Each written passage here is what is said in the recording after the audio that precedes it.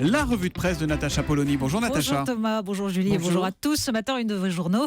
Devinez quoi ? On parle COP21. Eh oui, il y a ceux qui font didactique, les échos, climat, les 10 points clés d'une négociation historique. L'opinion, COP21, les 7 articles capitaux. Puis il y a ceux qui font dramatique. Le Parisien, COP21, Paris retient son souffle. Le Monde, peut-on encore sauver la planète ? L'humanité, le monde au pied du mur climatique. Enfin, il y a ceux qui doutent. Le Figaro, climat, la COP21 peut-elle réussir ? Et Libération, COP ou flop ? En tout cas, on ne peut pas dire que la presse ne fasse pas preuve de bonnes intentions ce mais matin. c'est magnifique, c'est un déferlement. On parle défi, compte à rebours. Le Monde nous gratifie d'un cahier spécial de 34 pages. On rivalise de grandes déclarations. Ce qui est en jeu, c'est la vie, s'exclame Hervé Chabot dans l'Union. En matière de climat, l'inaction est un crime, renchérit Paul Masson dans l'Humanité. Du coup, légèrement agacé, Laurent Baudin dans l'Alsace parle d'un pathétique show médiatique. Mais bon, comme le dit François Hollande en une de 20 minutes, c'est pour la jeunesse que se tient la COP21. François Hollande, dont Le Monde nous rappelle qu'il a découvert très récemment l'écologie. Les dénégations de ses conseillers n'y changent rien. David Revaud-Dallon parle du zèle du néophyte. Un zèle, nous dit-il, parce que, en fait, un accord le 11 décembre resterait dans les livres d'histoire. Alors ça vaut le coup de galvaniser les foules. On parle de greenwashing, autrement dit laver en vert pour les entreprises. Mais oui, c'est là qu'on comprend qu'il risque d'y avoir un léger malentendu sur la notion d'écologie, quand on lit notamment les éditos de l'Opinion ou du Figaro. Parce qu'évidemment, tout le monde ne rêve que de la réussite de la COP21, tellement essentiel pour le climat, mais dans le Figaro, Gaëtan de Capelle prévient. La ligne rouge à ne pas franchir serait de s'aventurer sur le chemin mortifère de la décroissance où voudraient nous entraîner les voyous qui se sont déchaînés place de la République, mais aussi une partie de la majorité.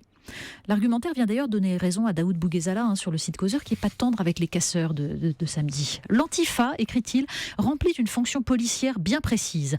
Discréditer à son corps défendant toute idée de contestation. Flics zélés du système qu'ils prétendent combattre, ces adeptes de la barre de fer légitiment a posteriori l'assignation à résidence d'innocents zadistes, militants de la cause animale et autres écolos radicaux pendant la durée de la COP21. Donc, tous les écolos sont des voyous, en une du Figaro, la décroissance voilà l'ennemi, et c'est par le marché qu'on s'en sortira. Alors ça, c'est le thème de l'édito de l'Opinion. Aux États d'abandonner les discours quasi-théologiques. Pragmatique, le secteur privé s'attaquera avec inventivité à tous les aspects d'un bouleversement technique déjà à l'action. C'est aussi d'ailleurs le discours de Martin Bouygues dans une tribune publiée dans Les Échos.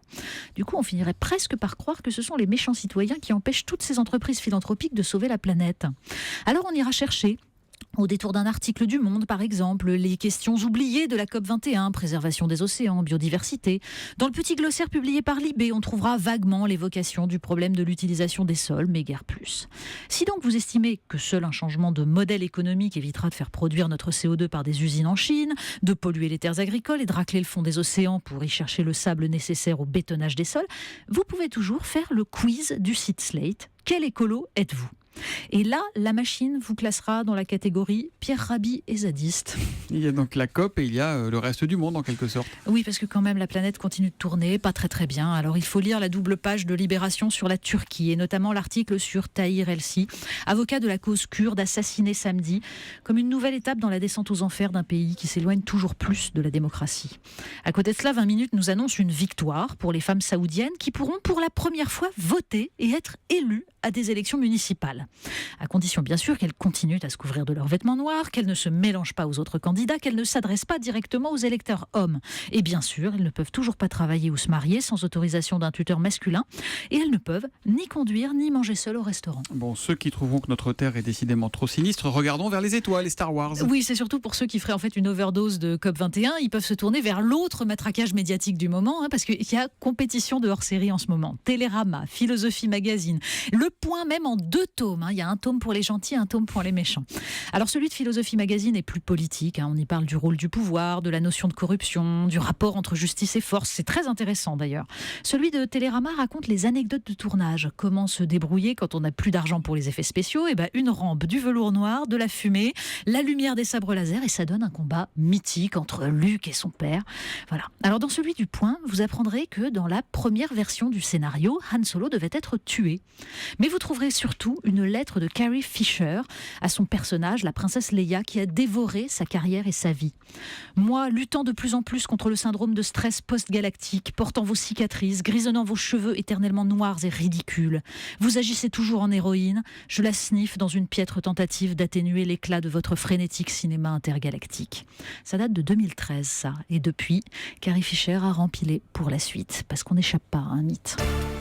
On termine avec le Papa Noël. Mais oui, le site Atlantico nous apprend que Noël approche et que certains d'ailleurs croient encore au Père Noël.